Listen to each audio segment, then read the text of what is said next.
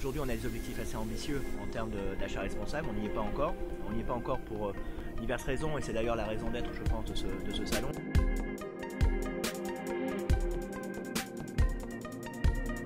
À la fois de méconnaissance du potentiel d'un certain nombre d'entreprises qui apportent justement des réponses en matière de respect de ces clauses sociales, de ces achats responsables. Donc les entreprises de l'ESS qui peuvent, par des alliances avec à la fois, alors d'abord des entreprises dites classiques, je ne sais pas trop ce que ça veut dire, mais en tout cas qui ne sont pas ESS, d'entreprises classiques, commerciales, industrielles, puissent trouver des stratégies d'alliance pour répondre à ces objectifs de clauses sociales et d'achat responsable. Mais au-delà de ça, il y a aussi une meilleure connaissance par les collectivités, par les acheteurs publics. L'État doit prendre sa part également de ces achats responsables. On a encore beaucoup de chemin à prendre. Nous avions sur ce que j'appelle les clauses sociales, donc qui sont plutôt liées à l'insertion professionnelle. Nous avons un objectif collectif de 25% de clauses sociales sur les marchés à l'horizon 2020.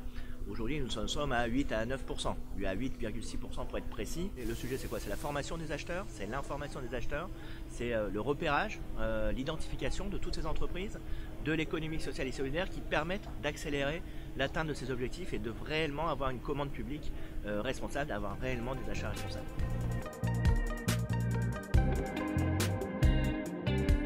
Je pense que nous avons un déficit de communication qui n'est pas le fait que les gens ne voudraient pas nous reconnaître, qui est le fait que nous n'avons pas su nous organiser pour porter une parole qui soit une parole forte.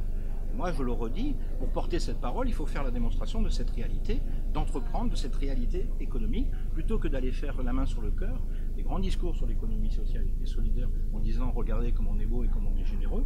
Ça, c'est bien dans le texte, mais dans la réalité, je pense qu'il est plus intéressant de faire une démonstration pertinente de la réalité, de ce que ça crée comme richesse sur les territoires, de ce que ça permet comme création d'emplois, de ce que ça permet comme développement, et après de s'inscrire dans les politiques publiques. Le modèle est à changer aujourd'hui. Sinon, il y a des choses qui vont se passer auxquelles on ne sera pas présent. Donc d'abord, moi je crois qu'il faut qu'on ait une organisation beaucoup plus forte, une parole beaucoup plus forte et beaucoup plus représentative. Et c'est ce que souhaite mettre en place le commissaire aujourd'hui. Et il a raison, parce que je crois qu'on se perd dans des organisations qui n'ont pas de portée, de vision politique.